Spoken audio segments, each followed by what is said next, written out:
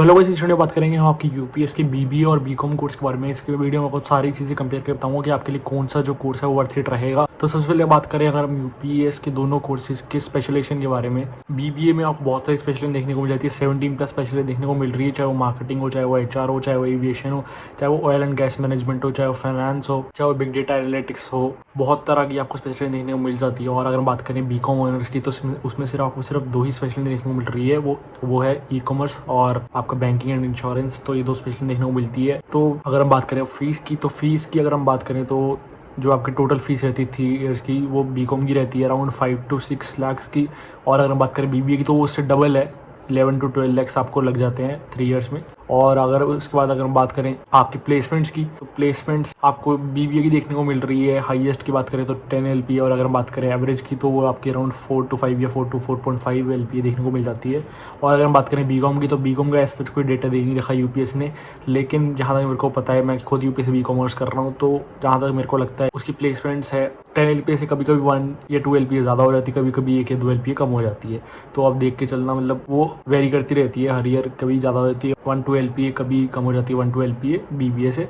और एवरेज की बात करें तो एवरेज भी इतना ही है, मतलब कभी 3 हो जाता है, कभी 5 हो जाता है, कभी 6 हो जाता है, ऐसे होता है। और फिर उसके बाद बात करें कि आपके लिए कौन सा वर्थ इट रहेगा, अगर आप यूपीएस से बीबीए या फिर बीकॉम के बीच में कंफ्यूज हो तो कौन सा वर्थ इट रहेगा। तो मैं आपको बोलना चाहूँगा कि अगर आपको जैसे कोई स्पेसिफिक आपके उसमें माइंड में है कि आपको इस स्पेशल में जाना है, आपका किसी में स्पेशल इंटरेस्ट है कि हाँ मेरे को एचआर ही करना है, या फिर मेरे को मार्केटिंग में ही जाना है, फाइनेंस में ही जाना है, तो आप बीबीए के लिए सोच सकते हो। या फिर अगर आपका कोई स्पेशल इंटरेस्ट है कि आपको ई कॉमर्स में जाना है, आपका डिजिटल में ज़्यादा इंटरेस्ट है, या फिर आपने बैंक वाली लाइन चूज़ करनी है, तो आप बैंकिंग इंश्योरेंस चूज़ कर सकते हो, बीकॉम चूज़ कर सकते हो।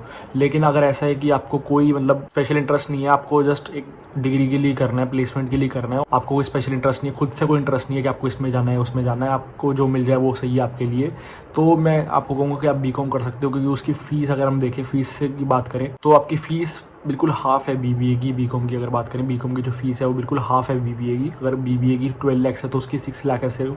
तो उसके अकॉर्डिंग अगर देखा जाए तो मेरे को ये लगता है कि आपको बी कॉमर्स के लिए जाना चाहिए। और प्लेसमेंट्स की बात करें तो ऑलमोस्ट सेम ही है, अगर 1-2 एलपीए कम है या कभी 1-2 एलपीए ज़्यादा है बीकॉम का, तो उसमें कोई ज़्यादा डिफरेंस भी नहीं आ रहा है, और लेकिन फीस पे बहुत ज़्यादा डिफरेंस आ रहा है। तो मेरी तरफ से मैं ये कहूँगा कि अगर आप इन दोनों से कन्फ्यूज हो और आप कोई एक परस्यू करना चाहते हो यूपीएस से, तो यूपीएस से मैं कहूँगा आप बी कॉमर्स ऑनर्स परस्यू कर लो।